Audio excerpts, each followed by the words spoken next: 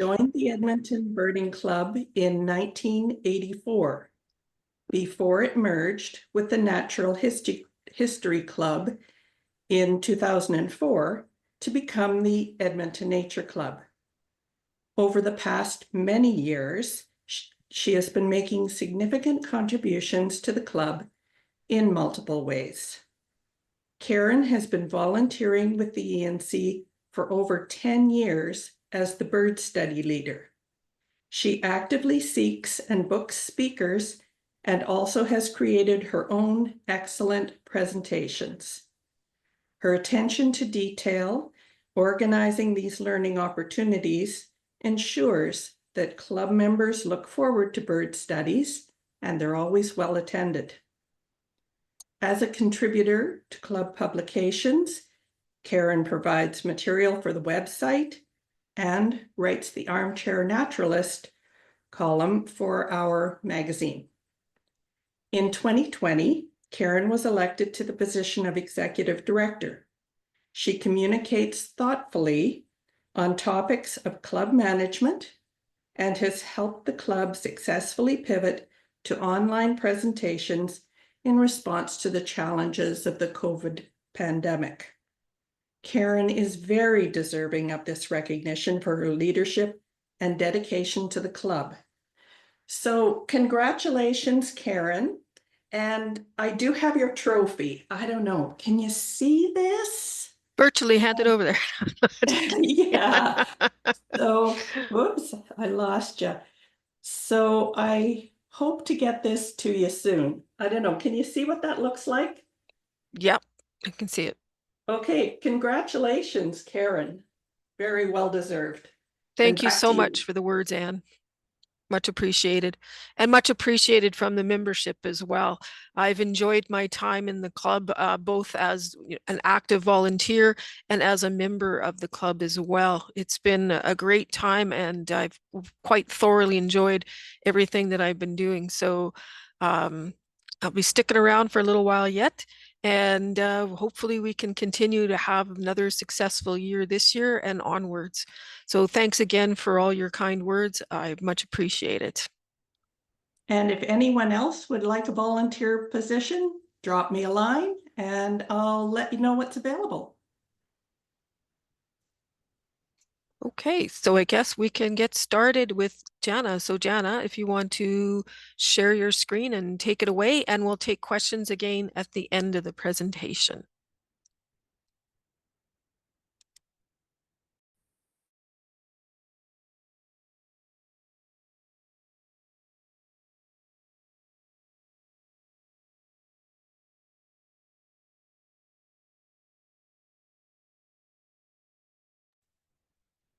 Okay, so we are thanking you for letting us do this with the Bird Club, and I hope you will enjoy it. And here we go.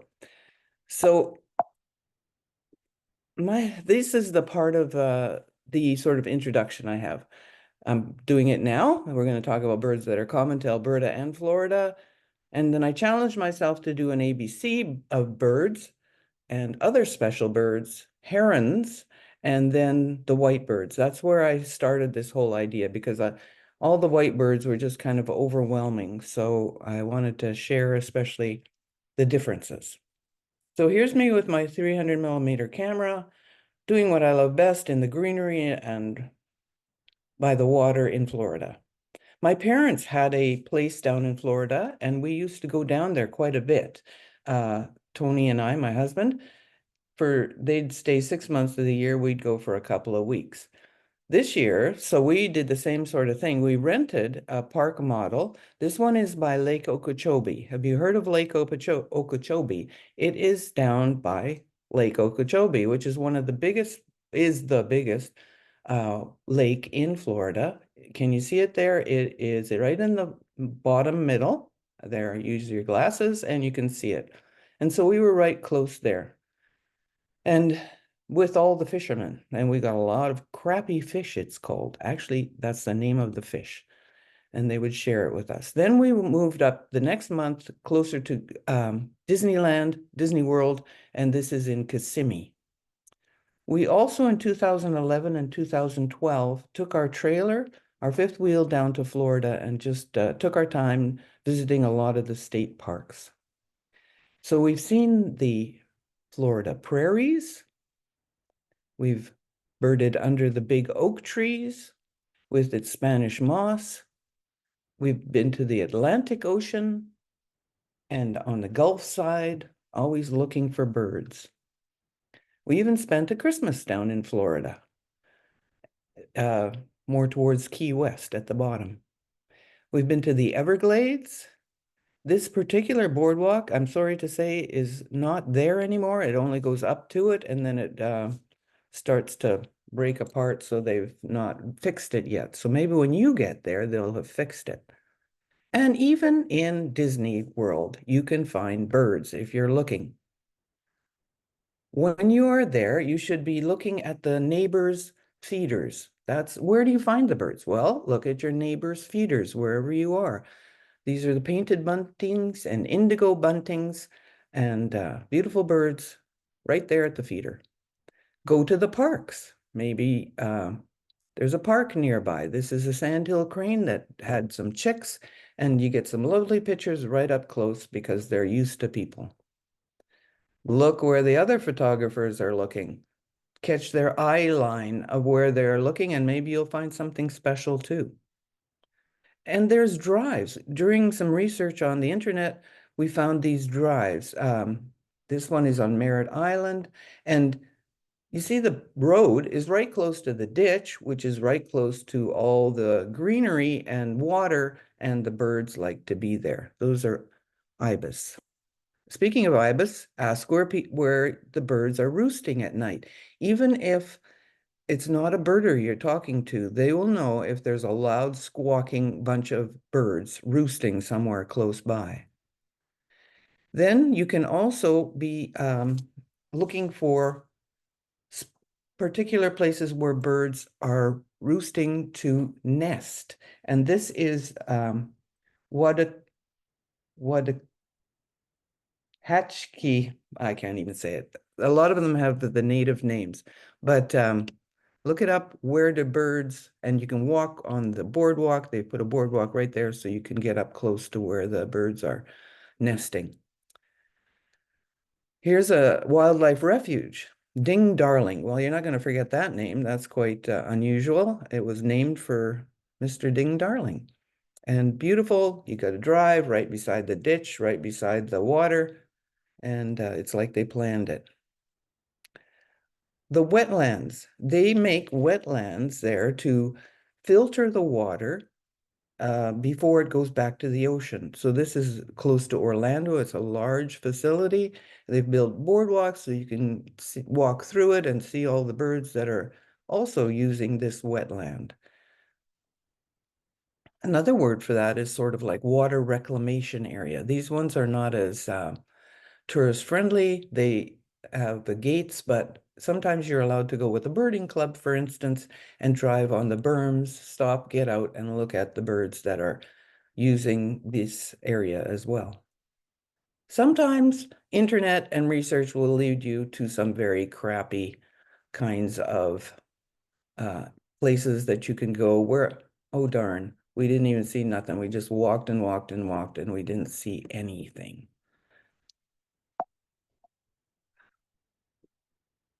But there's always alligators. Everywhere you go, there's alligators. A lot of tourists like the alligators. But remember, there's no swimming with alligators, you know, in case you didn't know. And all Florida lakes and ponds have snakes and alligators. So if you're going to Florida, stay out of the water. Another touristy thing to do is look for the manatees. These are, they also are called sea cows, and they're a relative of the elephant. And they like to be in the warm water, maybe by a power plant or by a natural spring like Blue Springs State Park. Very well protected. And if nothing else, then you can always look for insects. We found this Io moth when someone beside us had put up a sheet at night, and wow, I never forgot that one. Oh, don't forget, you can always go looking for lighthouses and check them off the list. So lots to do in Florida, but let's get back to birding. So lots of birds in Florida. Some of you also see in Alberta. So thanks to Gerald Romanchuk, I have found there is a song that I'll play that shows you birds that I saw in Florida, pictures from Florida, but also see.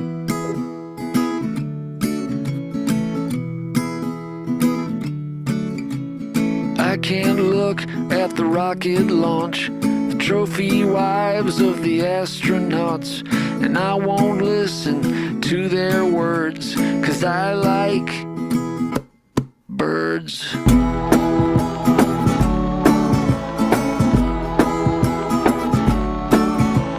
I don't care for walking downtown, crazy auto car gonna mow me down. Look at all the people like cows in a herd. Well, I like birds.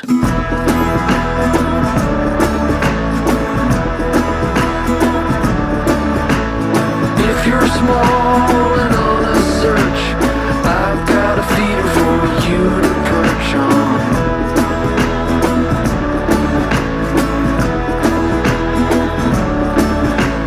I can't stand in line at the store. The mean little people are such a bore. But it's alright if you act like a turd, 'cause I like birds.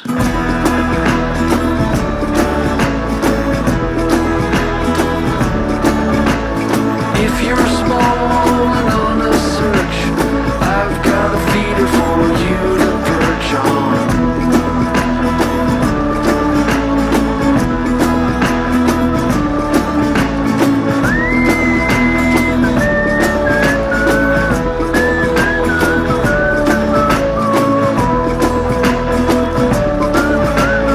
If you're small and on a search, I've got a feeder for you to perch on. I've got a feeder for you to perch on. If you're small and on a search, I've got a feeder for you to perch on.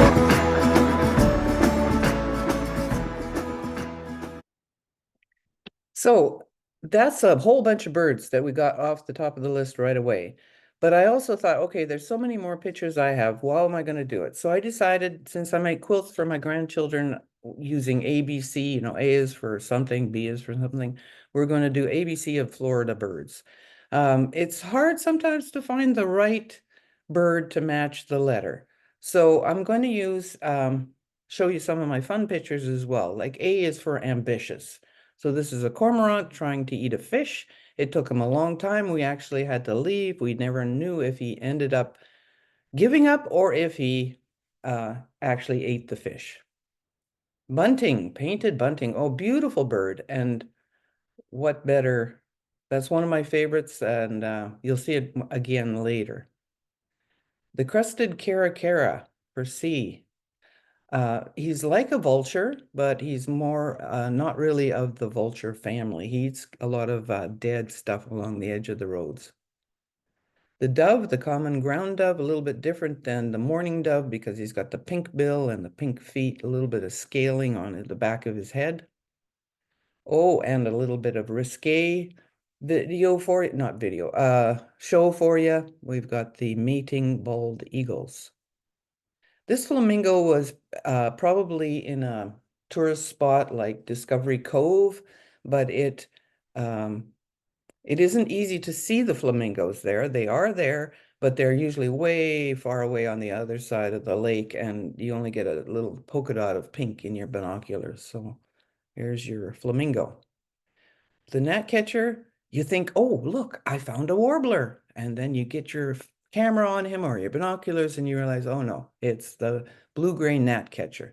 Cute little guy, very a lot of them around. This is a beautiful bird.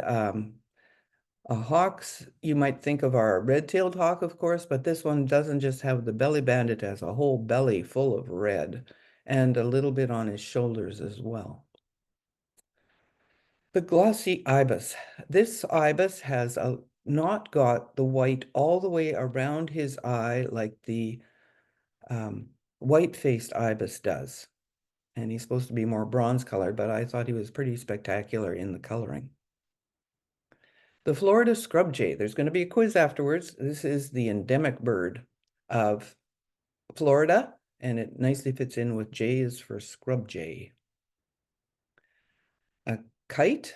Imagine looking up into the sky and seeing this kite just when you thought there was no birds in this whole place you were walking and walking. It was really fun to find him.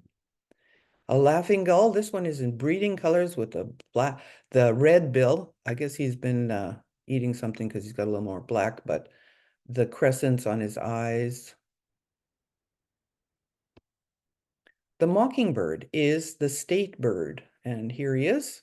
He can do a lot of different sounds and calls, sometimes matching different machinery even. Now, N, believe it or not, is a very hard letter to find something for. So if I had a picture of the brown-headed nuthatch, that would have been great, but I didn't. So here's a nesting anhinga. The anhinga is the guy, the black one there, that's the male, and he's taking care of the white anhinga chicks. Osprey, well, of course, you've seen them here too, hopefully. And Parula, Northern Parula. This guy's on the front of the Warbler Guide, so it's always nice to see him in the wild. Q for question. I didn't know what to do for Q, but then I put on Facebook, there's a group called the Bird ID of the World. I put up this fellow and I said, is this a Virginia rail? Because that's what I thought he was. And they said, well, he could be a clapper rail. Was he by the shore or more inland? You know, so the ocean with the clap, clap, clap of the waves, that's where the clapper rail goes. The Virginia rail, if you think of the whole state as a big landmass, that's where the Virginia rail is, more inland. And by this time in my making up the video and everything, or the PowerPoint, I had lost the place and time where I was to find this bird. So it's still a question. Beautiful orange beak on the royal tern, black legs. This skimmer opens his mouth. His upper beak is shorter than his lower mandible, and he opens his beak, skims along the top of the water, and when he feels a fish, he snaps it closed, his mouth closed, and catches the fish and goes off to eat it. One of the few, he might be the only one that does that as a bird. A ruddy turnstone. Underneath, the brown pelican is underneath the cormorant. The brown pelican was sitting there, nice, minding his own business. He had a bunch of friends in the rest of the tree, and along comes the cormorant, and he was having none of it. Get out of here, my tree. I'll give your eyes a minute to adjust to find the white-eyed vireo. He's nicely blended into all the foliage, but he's got that white eye that makes him easy. Once you've got him, you've got him. Even the Carolina wren comes down to Florida for the warmth and the, I don't know, maybe he's there all the time, but that's what we do as snowbirds. We go down to Florida. What would you do for X? Well, it turns out the Latin name for yellow-headed blackbird is two of the same words that Xantholephes. I'm not going to try anymore. You can see it there. That's what it is. And Z, no, yellow, white. Yeah, Y is for yellow throat in the marshes. And Z is, back to the insects again, a zebra-winged butterfly. Because I didn't find any Z birds, unless I went to the Latin again. So that is that. Now we've done number 1 and number 2 and number 3. So we're moving right along. We're going to talk about some other special birds of Florida. Remember, always be looking for birds. This is a causeway where the pelicans are going to be dive bombing for their fish, and they might not notice the cars, so you got to watch out too for them. So first, let's talk about the Florida ducks. Huey, Dewey, and Louie. The mottled duck. The mottled duck has, you think at first, oh, it's just a female mallard, but no, it has some really nice feathering, but also the yellow beak on the male and the orange beak on the female there. And when they're in a pair and you see two, you can maybe put it together. That's the mottled duck. A different view of a cinnamon teal. These birds, of course, are a little bit the same as what we see up here, the northern pintail, the redhead, but you get close. It's so fun because they're right there, either in the ditch or you're on the boardwalk and you can take some nice pictures. Beautiful bird. The wood duck comes up to Calgary. That's as close as it comes to us, I think, ever. Maybe somebody else can say something, but spectacular. And his little female, it's got that special look so that you can recognize her as well. And then the blue-winged teal. The blue, this is the female, it's also got the blue wings in there. The northern shoveler. Green-winged teal. And here's one that you're not going to find up by us, and that's the black-bellied whistling duck. So he's got the black belly, he's got the bright orange beak, and he waddles around Florida with his pink feet, and very cute. And you can spot him from, across the lake because he's got that orange beak. And some random Florida birds. I like this red-headed woodpecker because, he's got a red head. That's easy. What's his name? Red-headed woodpecker. My kind of bird. The red-bellied woodpecker is not so easy because I don't see a red belly. I see the red cresting around his head, more on the red on the male than on the female, but that's what he is. He's a red-bellied. Eastern meadowlark, we have the western meadowlark up here in Alberta, but this is the eastern. They look pretty much the same. The gray catbird, he comes up here too, but well, when he sits there and poses for a picture, you got to include him. The white-tailed kite, kind of far away picture, kind of blurry, but pretty cool to get a picture of the white-tailed kite. The black vulture. Now, there was one place we went, the Anhinga Trail, and there were signs around. Please protect your windshield wipers and the rubber around your doors because this guy will come, the black vultures will come and peck at it. And true enough, they can't even figure out why. They think maybe it's good exercise for their beaks, like the texture of the rubber is the same as a dead something that they'd have to pull apart. But I thought it was maybe something they were trying to eat, but they're just trying to peck at it and practice with their beaks. I call this the red-headed vulture when I'm not thinking, but it's the turkey vulture. The Anhinga. A is for Anhinga. I had my choice of putting this under A, but I like that ambitious one. So the Anhinga on the left is a female with the brown, and on the right is the black male, black neck male. They both have the blue around their eye, which means they're in breeding plumage. They also call this a snake bird off and on because if you can see, it's only his neck and head, his pointy bill that comes up out of the water. So he looks like a snake. So you've seen coots. This is a raft of coots, new word maybe for you, a raft of coots. They have, but in Florida, you're going to find the common moorhen. It has a shield, but the shield is on his nose, that means, and beak, and it's red, like that, see? And his great big feet, similar to the coot, the same family. So you've got the American coot, which is the white shield, and the common moorhen, which is got the red shield and yellow pointy. But it gets better. In Florida, you also see the purple gallinule. Same family, same idea with the shield and the chicken-like shape. But but he's got the blue shield and his feathers are so gorgeous, all sorts of purples and blues and greens, and the big feet so that he can walk along on the top of the foliage in a marsh or a swamp or whatever. And off he goes looking for his kind of foods. So our surprise was we're driving along one of these drives, and here comes this guy out of the woods or out of the bush. And it turns out he's a gray-headed swamp hen. So he's much taller than the purple gallinule, but at first that's what we thought he was.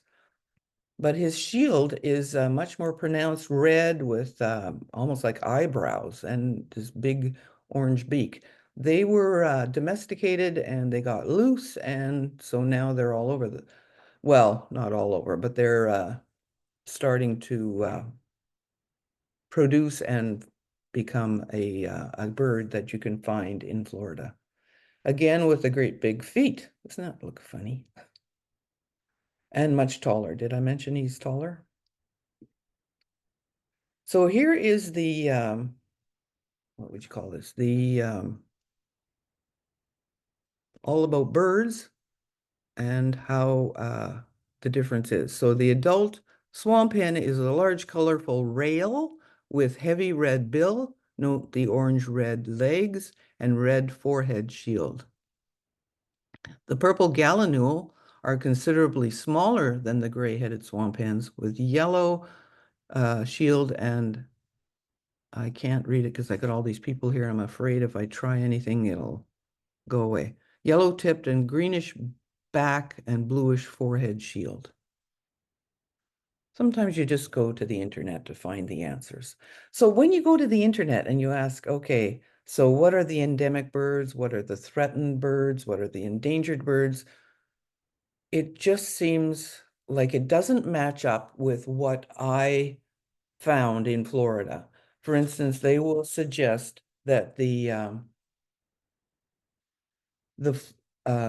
black skimmer is a state designated threatened bird. Well, I saw lots. The sandhill crane, state designated threatened. I found them all over. The little blue heron. Oh my goodness, there's so many of them. So instead of going into that sort of list, I found me a fun list from visitflorida.com, and it's 5 birds you won't see anywhere else in the USA. So again, the endemic bird. So what does endemic mean? It means that there's a species of bird that is found only in a specific geographic area and nowhere else in the world. And that is the Florida scrub jay. There are western jays, and there are blue jays and Mexican jays. So they all have a different habitat and a different area of the United States. But the Florida scrub jay is only in Florida. We went looking all over for him, and we said, how are we ever going to find one of these? But it turns out we were at Cape Canaveral seashore, and you have to show your pass. We had a national park pass to get in. And we said to the guy at the gate, we heard there were some Florida scrub jays here. Where would they be? Not thinking, that he would know. Oh, he says, right over there. See the gate that goes towards the our area for that you're not allowed to go to? But up until there's a little parking lot, and they're right there. So we drove over just that far. We could have walked if we had to park the car, and looked around. There was the Florida scrub jay. We had done another walk specifically for the Florida scrub jay. Oh my goodness, took us forever. Hot, miserable, and no Florida scrub jays. No, nothing. Number 2, the snail kite. See that hooked bill he's got there? He goes around and looks for snails. He is formally called the Everglades snail kite. And he has a white patch on his tail that looks like a harrier. So you might want to look twice when you think you're seeing a harrier. This is the food of the apple snail kite, or the snail kite. It is the apple snail. And over on the right are what I thought was at first were some gooey styrofoam kid's toy attached to a post in the water, but no, it is the eggs of the apple snail. So it looks like they're going to be doing well in the next little while because they're going to have lots of snails to eat. Number 3, the limpkin. The limpkin is a nice tall bird. He's a relative of the cranes and rails, brown and white speckled birds that stand about 2 feet tall. And fun because they don't look like many of the other birds, so you can say, oh, look, there's a limpkin. And ta-da-da-da, again, the PG-13 rating not happening here. Number 4 is a white-crowned pigeon.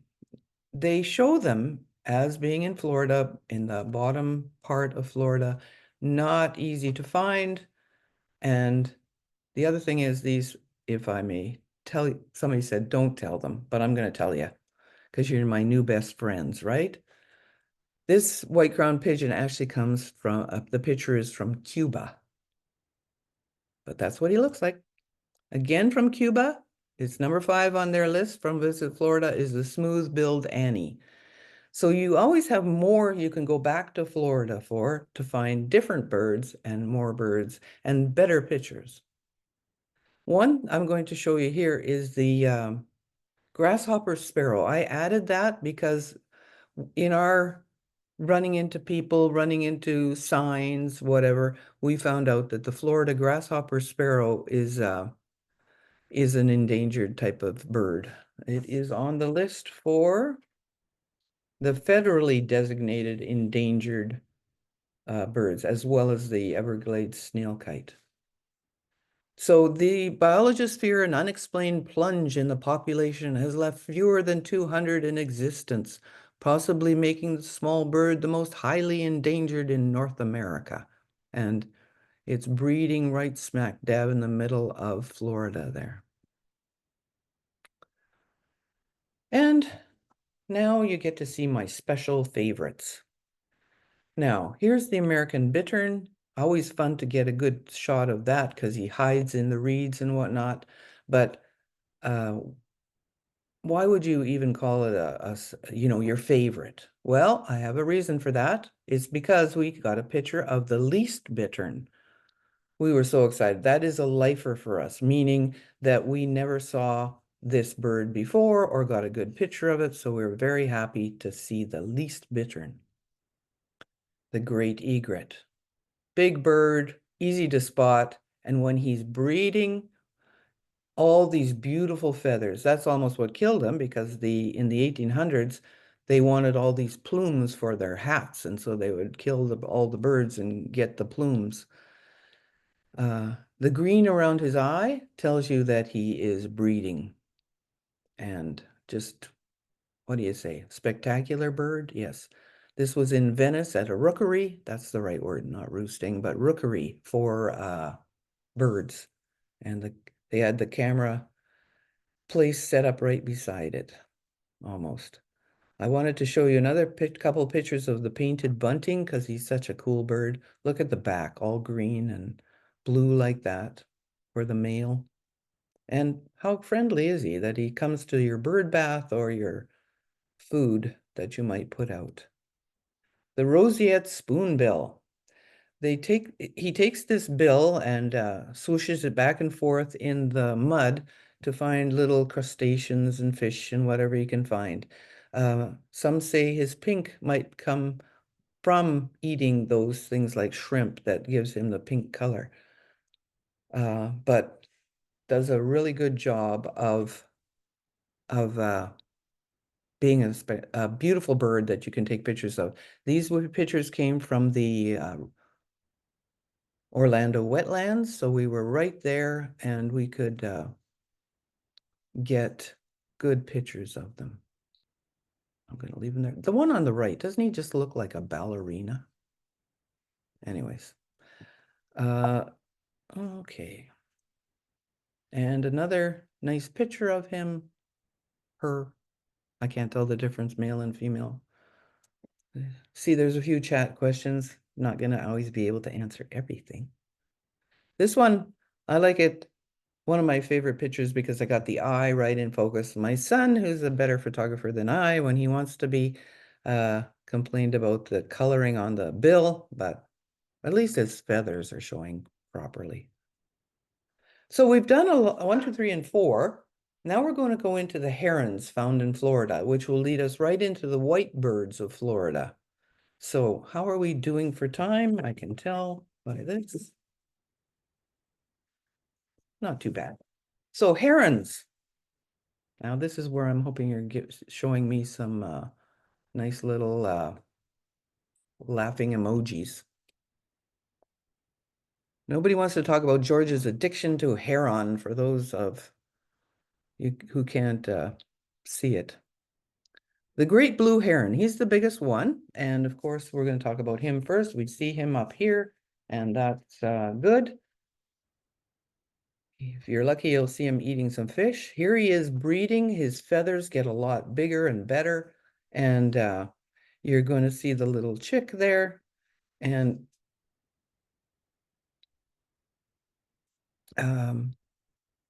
the plume on his head is longer. And so he's breeding, and he's still breeding while he's having the chick, I guess. Okay. And now the chick is getting bigger, kind of uglier, actually, don't you think? And he gets even bigger to the, we'll call him immature now. He's still getting fed by his parent. Notice his tummy is all striped, and we don't see that up here. We see more of the one color tummy on the great blue heron, but this is an immature or a juvenile with all the colors, different colors on the tummy and the neck. The fun thing is there's a white morph, and at first you're like, oh, a big egret, but no, it's a white, great blue heron white morph. We're going to talk more about that when we talk about the white birds of Florida. The little blue heron. Now he's a smaller guy, about 24 inches, whereas the great blue was 46. And here he is in a normal coloring, sort of blue of all things, with a two-tone bill. And when he's breeding, his plume on his head gets longer, his back feathers get longer, his beak gets bluer. And his legs too, I think. Let's see. Yep, yellowish legs, bluish legs. And this is the chick. Funny little guy. This a little ball of fur. But the juvenile is white. Who would have guessed? The little blue heron juvenile is all white with green legs, two-tone bill. When he starts to become more mature, he starts to turn the blue colors. You can see him molting here and becoming, turning his colors into blue. The tricolored heron, a new one. For us, it is a little bit bigger than the blue, little blue, and it has 3 colors. It's sort of the white, blue, and some brown, I would say. His neck always has this variegated color along the, a stripe along the front of it. You notice his tummy is very white. I'm sure there's a better word than tummy. And he is our big bird for our introduction. So isn't that fun when he is flying and he's breeding and his plumes are just fluffing all over the place? I love that. His chicks, we must not be there in chick time because we didn't get any of the chick pictures except the great blue. The juvenile, this one fooled me for a while, but here he is. More of the brown is showing up, and his blue, but different than the tricolored adult because the tricolored doesn't have that much brown on it. The green heron, this is a little guy, one of the littlest of the herons, about 18 inches. How little is he? Well, if you're standing on the boardwalk and you look into the grasses and the marsh there, can you see the heron? I made it easy. There he is. But very tiny, wouldn't you say? This one was particularly blew me away as a small, small bird. When he's breeding, there's his red legs and his longer plumes again, and feathers. So the chicks and the juvenile, more duller colors, really, not as spectacular as the green. It doesn't even look too green, sort of bluish. The black-ground night heron. We actually get them up here in Beaumaris Lake, but do we get that long white plume at the back? I don't think so. See that long white plume? That's when he's breeding. The chicks and the juveniles. So you've got this brownish color with stripes, sort of mushy brown stripes, I'd call it. But there's a yellow-crowned night heron. So that was the black crown. This is the yellow crown now. Of course, you've got the yellow crown, whereas the other one was all black on top. And when he's breeding, again, the longer feathers, the redder legs, and the longer plume from the head. And he has a juvenile that I think looks quite a bit like the black-crowned night heron juvenile. This one, maybe the stripes are a little more distinct. What can you say? Well, let's look at the internet. What does it say all about birds? It doesn't give you much of an, it gives you a side-by-side at least. So now you've got that, you've learned, and you're going to be able to do it and tell the difference, right? Well, how about this? Does this help? If we talk about the flat forehead of the one and the more rounded of the yellow-crowned, the thicker neck on the night heron, and the slimmer neck on the yellow. So, and there's all these pictures underneath to tell you everything. You can find that on reddit.com. So now you know. Now there'll be no question. You've got it in your mind, and off you go. Ha, ha, ha. It's still not going to be easy, is it? No. Well, a little more practice. That's going to be okay. So now we're going to look at the white birds of Florida. Let's look at them. I started this a long time after we came back this year. I thought, oh, I think I know. I once saw a t-shirt with all white herons and egrets, all of them white, but about 5 different kinds of herons and egrets that were all white. And I thought, I think I know the difference. And I thought, well, let me share it with the rest of you. So that was last year. But look at, this is like 20 years ago, and I'm talking, and I see this bird. Hey, white bird, look over here. Yeah, there we go. That's all I knew. It was a white bird. And that was when I was visiting mom and dad. Big deal. It turns out this is a snowy egret, I can tell you now. Of course, there's other white birds like the white pelican. This one is breeding. It has a little knob on the end of its beak that'll probably get bigger. Now, I want to show you these other white birds. Mute swan, this one's probably not going to be anything more than in a reserve or in a park where they put him and he's decided to live there because they aren't really native to Florida. The wood stork. Here is a funny looking bird. White, but look at all that black on his wings. When he's standing there, you might think, oh, okay, I get it. He's got white, he's a white bird, but that beak, that face, only a mother could love.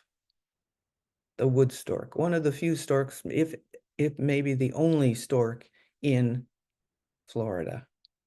The whooping crane does come down to Florida and go migrate away. There's even a population that stays right in Florida. This one was in a zoo type area because otherwise they're pretty smart. They stay away from people. The white ibis. Now this one is starting to look like the herons and egrets of that I call the white birds of Florida. But that big long beak is the telltale sign that this is not a heron or an egret, this is an ibis. The one on the right is the breeding one with the redder face and redder legs. The little brown one there on the left, that is the juvenile. So we're not going to talk about him anymore, but here's the white ibis. He could have been included, but sorry, he's not going to get a spotlight here. He's 23 inches tall, length or something. Here we go. The white birds of Florida. We have first the cattle egret for your viewing pleasure. He's got a yellow beak and sort of nondescript legs, and da-da-da-da, he sits on the top of a cattle often. He is about 20 inches tall. And in breeding plumage, well, look at that, the reds again, and the yellows, and the longer feathers, and these feathers have a more of a beige tinge to them, brown. So you've got the great egret, that's the big white one there. No, we haven't talked about that yet, so never mind, you don't need to know about that. But we're going to talk about the little blue heron. It's sort of a comparison of size. You've got the great egret at 39 inches and the little blue at 24 inches. I hope you're okay with inches instead of centimeters and millimeters, because that's what I do. Okay, so little blue heron, all blue. Why do I even include him in white egrets and herons of Florida? Well, because if you remember, the little blue heron juvenile is white.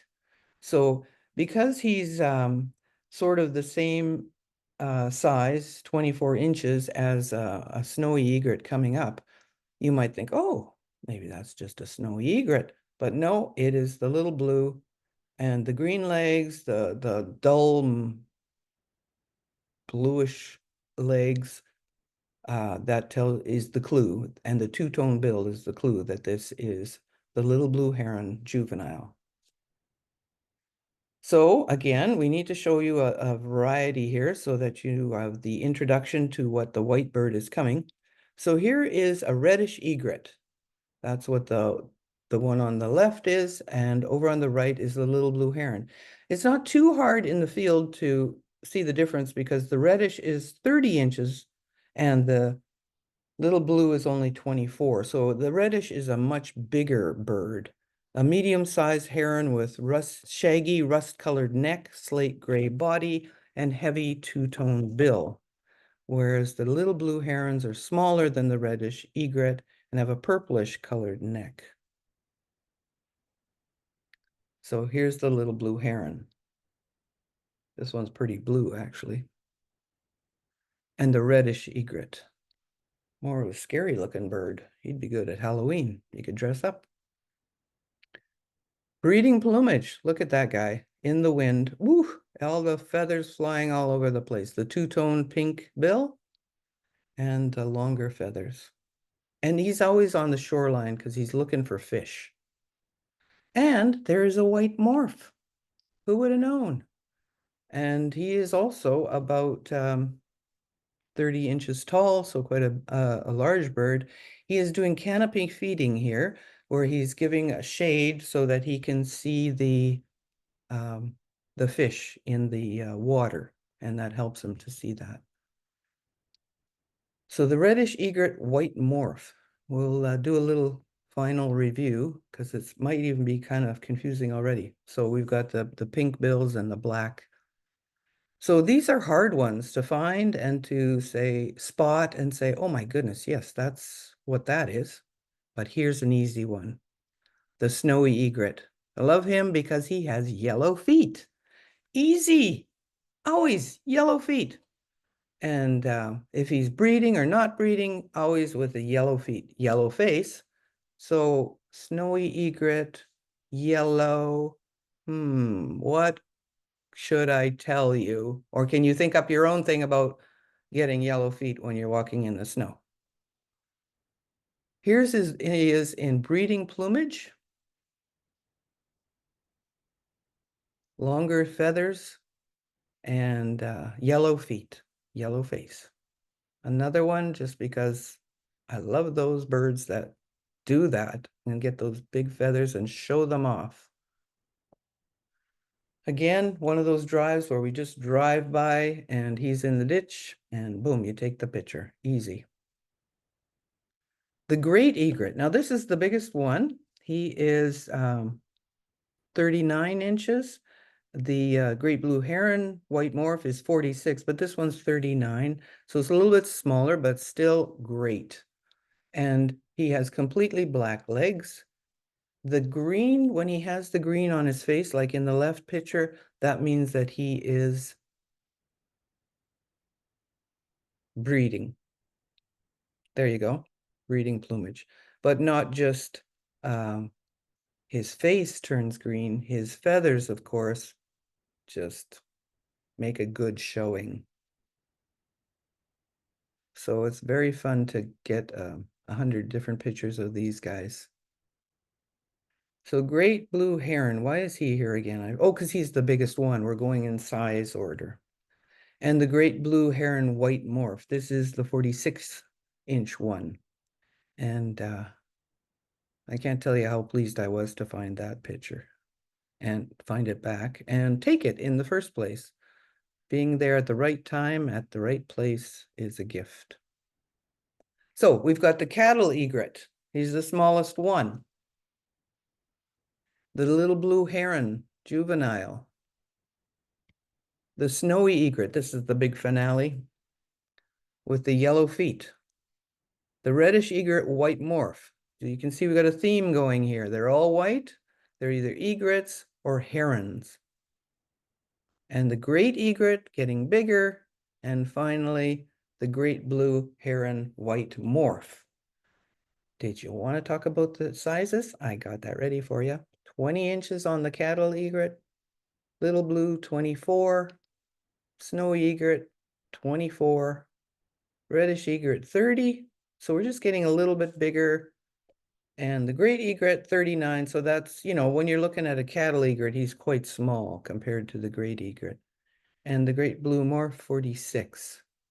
So if you can do a screenshot, if you've got that on your total screen and you don't have all the people on the side, if you want to remember, this is the place to do it because this is the grand finale.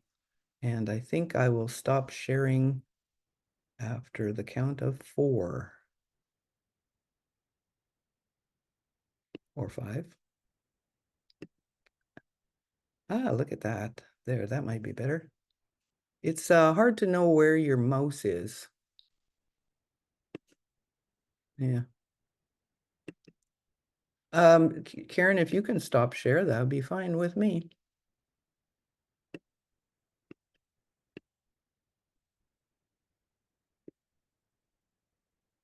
It's just not listening to me. Oh, wait a minute. I bet you there's another way, isn't there?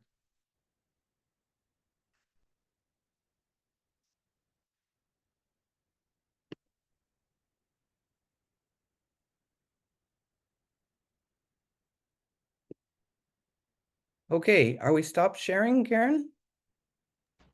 Yes. Okay, good. Phew. So All that right. was an awesome presentation, Jana. I really, really enjoyed it. It was really cool. And I liked the different approaches you had, the different, groups of birding you had. That was great. Good. So now we'll look at questions and comments in the chat box. Okay. I just gotta move my thing here. Let me just get that out of the way. Oops. Everybody's congratulating you. Let's not forget. Oh yeah. I just took out my I lost my screen there for a sec. Hang on. I gotta get back. The Colleen asked if the feet were normal on the black skimmer, and I would say no. I don't have any reason for that. It just, that's the way he was, and yeah, it looked kind of funny, didn't it? A lot of good comments there. The heron chick looks like a dinosaur. Yeah, I kind of thought that too when I saw that. Tommy, a lot of comments. Juvenile looking green. Jana, you are so funny and the photos were fantastic. Thanks for taking our time to share with us. Yes, it was great. Wonderful presentation, Jana. Thank you. It was wonderful. Awesome. Good. Any And I thought you other guys were gonna ask all questions? these hard questions that I couldn't answer. So this is great. What I know, you now know.